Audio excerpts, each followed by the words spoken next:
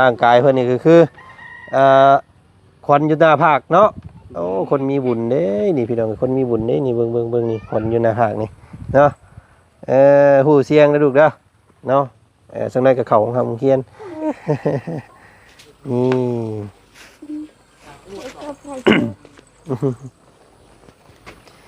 ไปเนาะโอ้ยก็เน้น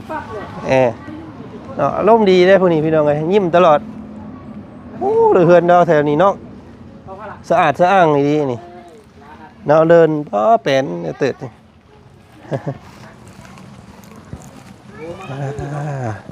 ใส่โอมาเฮือนหลังนี้บ่ไหนดิเนาะโอ้ออกมาทั้งดังว่านพี่ฉันเนาะตัวแปรแปนเติดปาดพี่น้องเอ้ยโอ้แม่นบ่เลยบ่น้องนี่มงสมัยยืนนี่ก็แม่นบ่อ๋อนี่โอ้นี่พี่น้องไอ้รักนี่ใช้อันนอกมาซี่มึงอยู่ นี่เนาะจึ๊บนี่แล้วก็โอ้รักไม่อันนั้นบ่15 เมตรพอแล้ว12 เมตรอ๋อขี้เหงื่อขี้ตองในทิ่มตรงนี้บาทนี่จูดอยู่นี่โอ้อยู่พุ่นบ่รักหนึ่งพอดีอยู่คุมโบมเลยพี่น้องไอ้รักหนึ่งของเราพอดีแล้วเสร็จคำว่ามาอยู่นี่ก็พอดีเอาอยู่นี่เป็นห้องน้ำเลยเนาะเหมาะเลยนะฮะเรียงลำขึ้นไปแล้วก็ตั้งห้องน้ำอยู่นี้ถ่ายลงพุทธสัตว์จวดลงลุกเอาตั้งมุกตั้งใจเสร็จเนาะมีอย่างอยากเบ้าอยากบอกความในใจถึงพ่อกับแม่เพิ่นบ่แม่เมษากับพ่อลำดวนเด้อน้องเด้อขอบใจหลายเด้อแม่สาพ่อดวนดีมีแห้งให้ดีมีแห้งนอนรับขอให้ได้เงินมาขอให้ได้เงินแสนให้อายุมันควันยืนสาธุ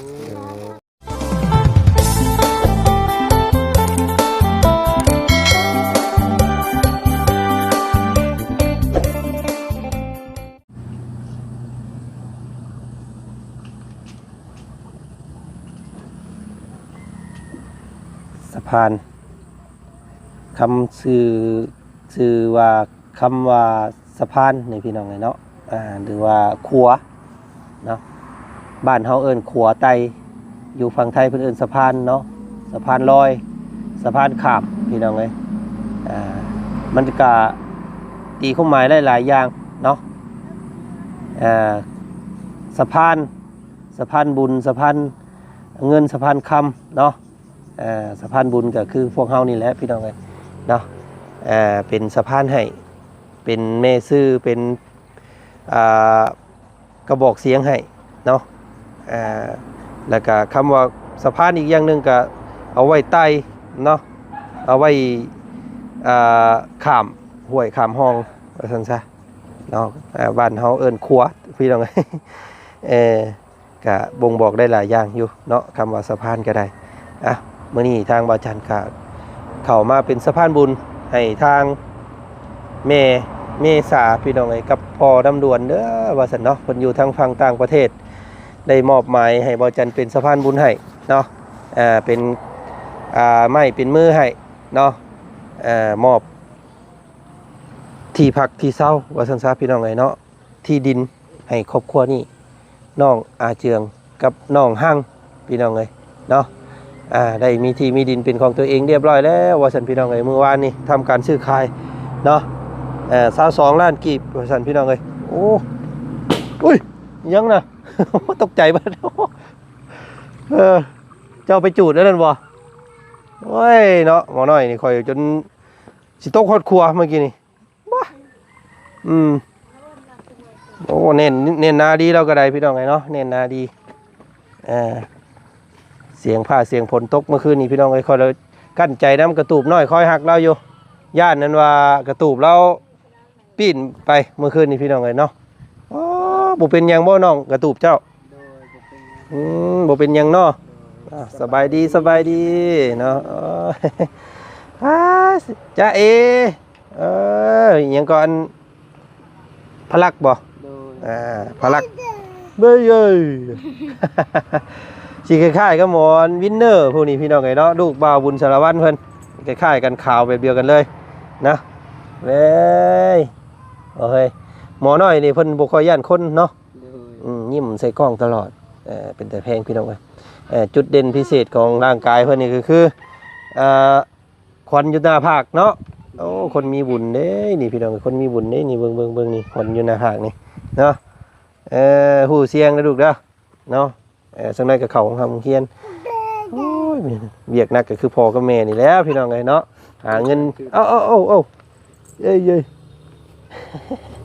เพิ่นกินนมพุ่นบ่โดยส่วนใดบ่ได้กินนมแม่บ่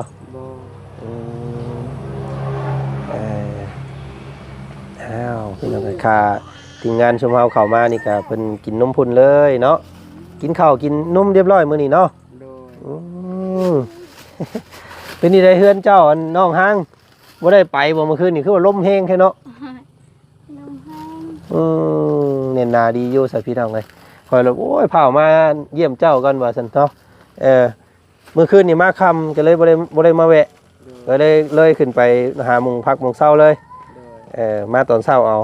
ฝนตกเมื่อคืนพี่น้องเมื่อคืนนี่พายุเข้าฟิลิปปินส์เข้าเวียดนามอันนี้แค่อันมรสุมอันพาดผ่านในชื่ออันนี้พี่น้องปลายมันในชื่อเนาะบ่ได้ไปไสมื้อนี้เนาะอยู่เฮือนก่อนเพราะว่าฝนตกสิไปพูดเข้าก็บ่ได้เนาะลายอยู่บ่ให้เจ้าน้องก็ลายอยู่แต่ว่าปันกันกับพอมีได้ว่าปันกับพอน้ำเนประมาณได้จักสอบกลุ่มเมียอยู่บ่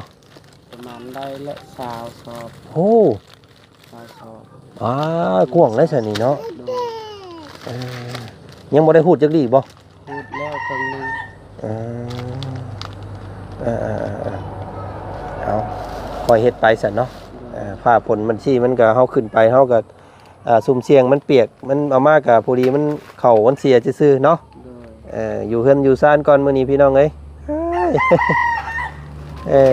รับนอนกลางมุ้งกลางหยังเนาะอดรับนอนอยู่นี่ก่อนเด้อเนาะบ่ได้หัวเนาะเฮือนเนาะเอาว่าจันซื้อผ้าบัดมาให้เพิ่นมื้อก่อนให้เพิ่นใส่เรียบร้อยแล้วพี่น้องเอ้ยเนาะเอามีแต่สิให้พาไปเบิ่งที่เบิ่งดินนะบาดนี้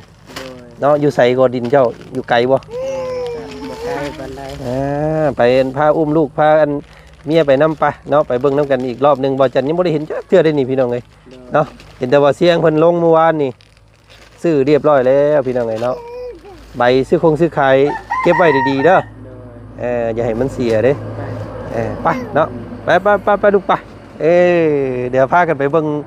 ดินแล้วพุ่นแหละเนาะไอ้น้องหั่งกับพลักเพิ่นพี่น้องไงกับเจียงเพิ่นมื้อนี้เลาะเบิ่งก่อนโอ้ยเนาะสะพานเรานี่พี่น้องไงสะพานไตเนาะ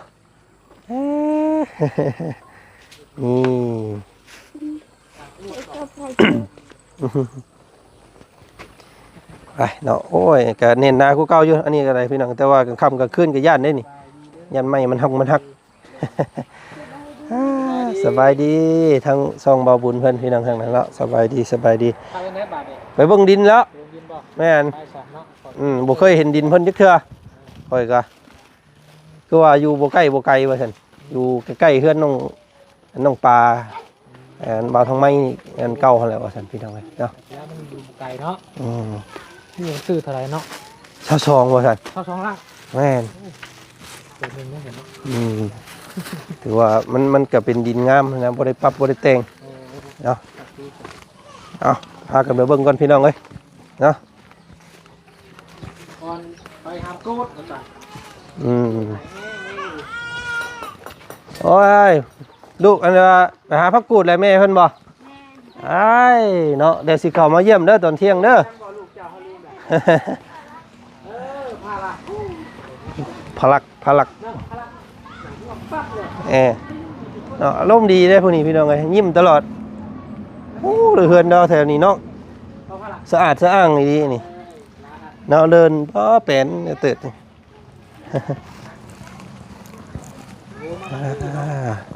ใส่โอมาเฮือนหลังนี่บ่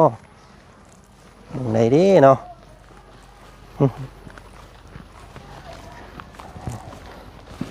ส่โอ้โหลดตารางเราบ่แล้วยี่ดอกเป็นยัง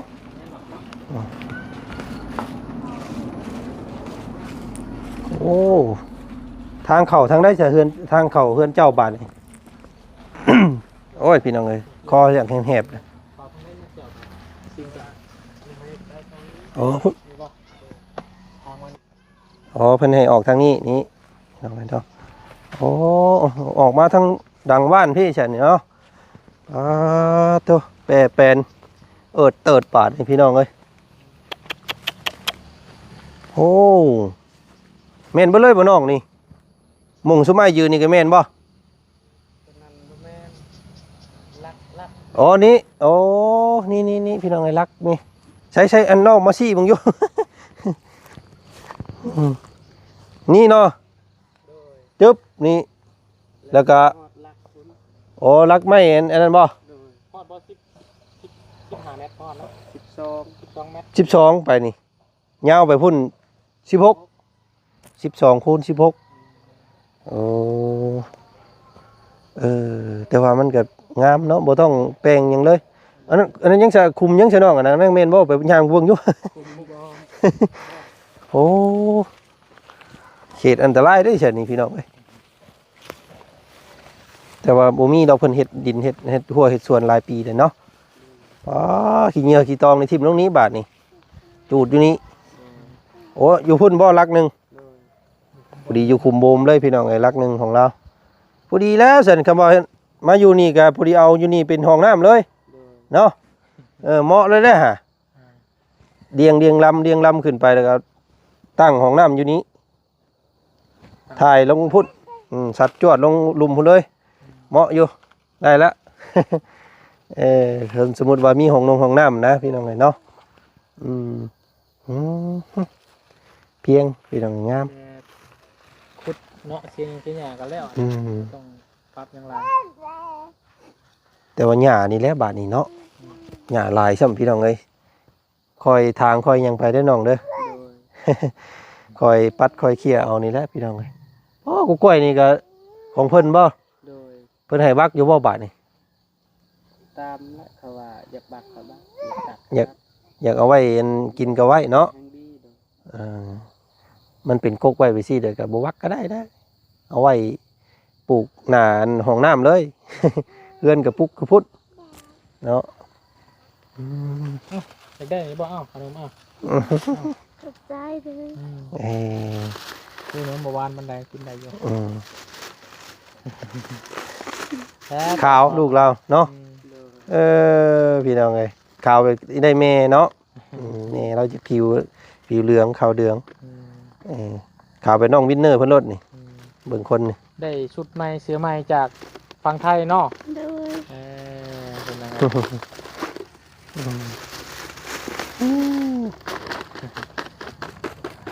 เอาเป็นนี่ได้สนเนาะได้บาทเนาะที่ได้ดำเนินการต่อไปแบบไหนเนาะทางน้องเจียงทางบ่อเจียงคนแจ้งไว้อยู่บ่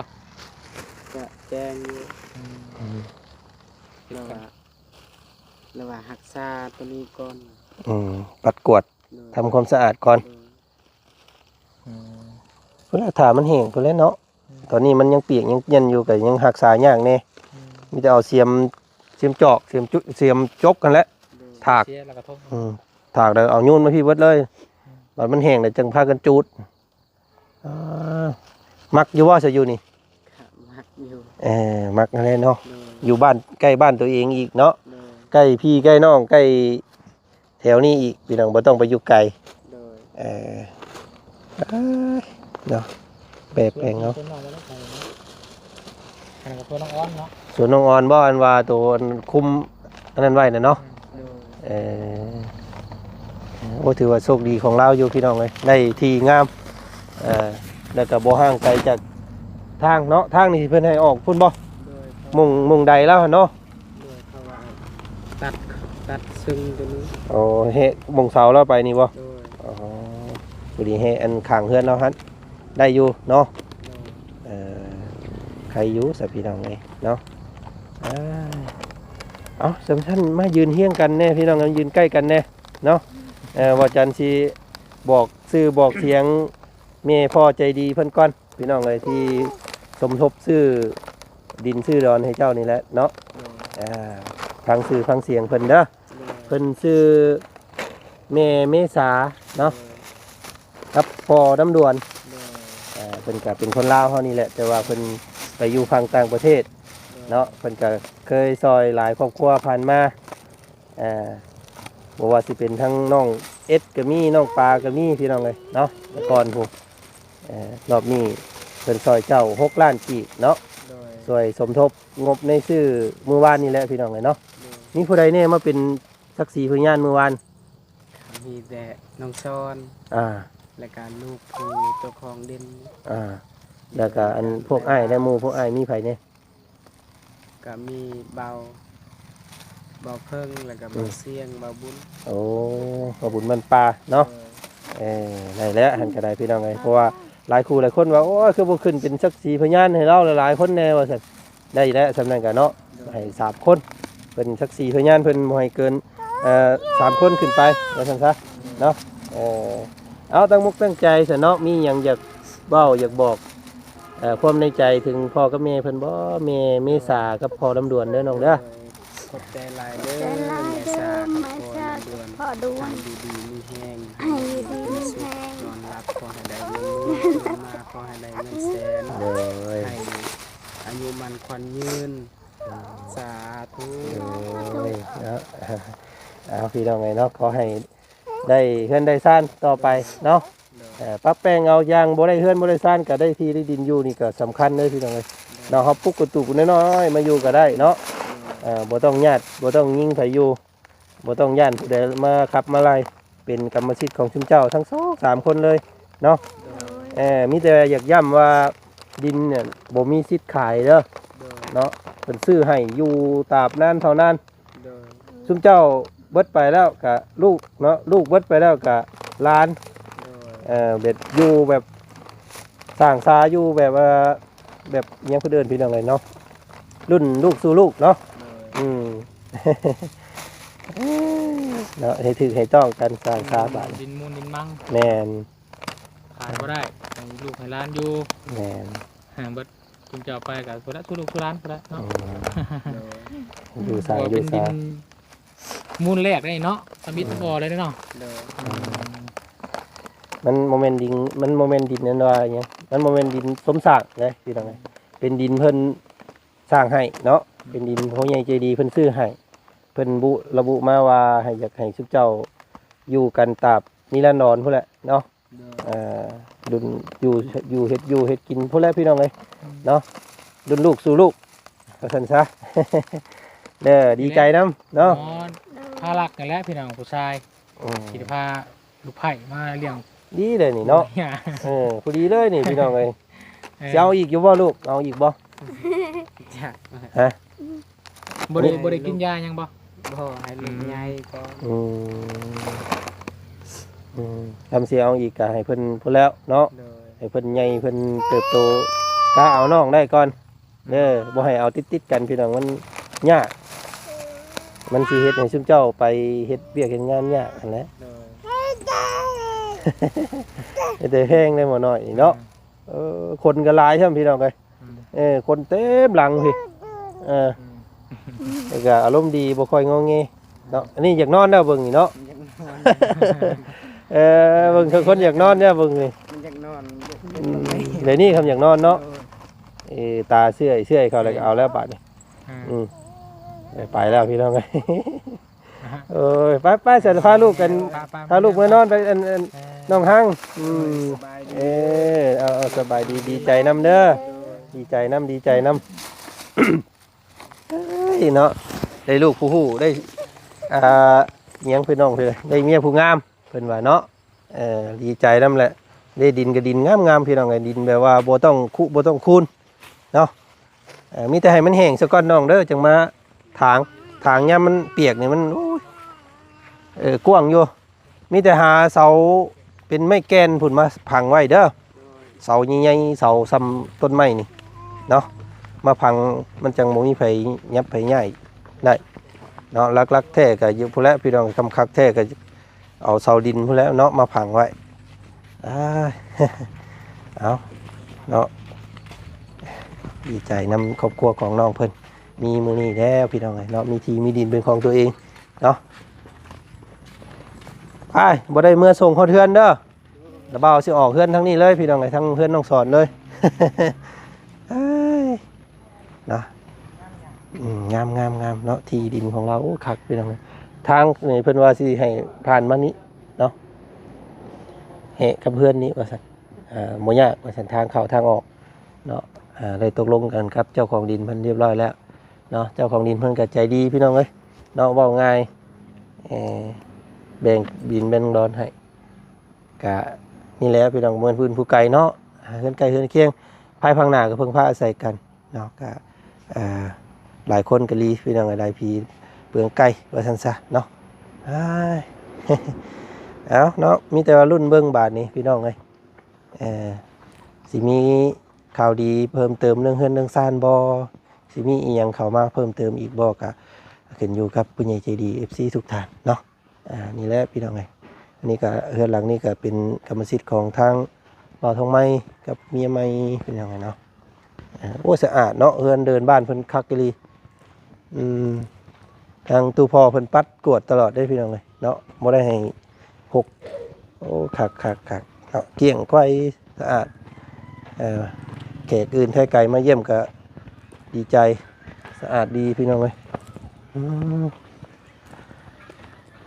โอ้ยเนาะหำแหล่เพิ่นยังบ่ทันตื่นบ่ทางนี้อักษรไปซะพี่น้องเนาะทางบ่าวจันทร์ก็สิขอตัวล่ำลาเพียงซ้ำนี้ก่อนเด้อเนาะพบเจอกันอีกคลิปหน้าแล้วกันเนาะก่อนจากไปบ่าวจันทร์ก็ต้องขอขอบมุกขอบใจก่อนพี่น้องเนาะก็ต้องขอมุกขอบใจทางแม่เมษาเนาะกับพ่อดำด่วนเด้อพี่น้องเด้อเนาะที่มอบหมายให้ทางบ่าวจันทร์เป็นสะพานบุญให้เนาะถึงบ่าวจันทร์อาจจะบ่ได้ขึ้นมาถ่ายมาทำในมือที่สดชื่อดินดอนก็ขอบมุกขอบใจเนาะขอบพระคุณทางแม่กับพ่อเนาะขอให้แม่กับพ่อจงมีแต่ความสุขเนาะสุขกายสบายใจเนาะมอบดินมอบร้อนให้ขุกคนเพิ่นที่ขัดสนทุกอย่างเนาะบ่มีที่มีดินอยู่พี่น้องเอ้ยก็ขอให้แม่มีแต่ความร่มเย็นเนาะเย็นทั้งกายเย็นทั้งใจเนาะบ่ว่าสิเดินทางไปทางใดก็ขอให้ตลอดปลอดภัยขอให้เจริญรุ่งเรืองในหน้าที่การงานเนาะให้อยู่เป็นโพโฮมไส้ให้พวกลูกคนทุกข์ยากแบบนี้ตามนั้นเท่านั้นเด้อเนาะสาธุพี่น้องเอ้ยเนาะมื้อนี้ก็ขอขอบใจเบิดสุขุสุคนนำเด้อที่เขาเบิ่งเขาส้มติดตามทางบ่าวจันทร์โดยตลอดมาพี่น้องเอ้ยเนาะก็ขอให้เฮงปังๆเนาะร่ำรวยด้วยเบิดสุขุสุคนถ้าผู้ใดอยู่เบิ่งฮอดจุดนี้ในนาทีนี้พี่น้องเอ้ยขอบพระคุณหลายๆเนาะสำหรับเกียรติติดตามเบิ่งส้มไปเบิ่งกันคลิปหน้าพี่น้องสบายดีเด้อเบิดสุขุสุคนเด้อไปพี่น้องเอ้ยโอ้เนาะอากาศสีครึมๆสลึมสลือนิดนึงมื้อนี้พี่น้องเอ้ยฟ้าฝนชนละทาตกเนาะตัว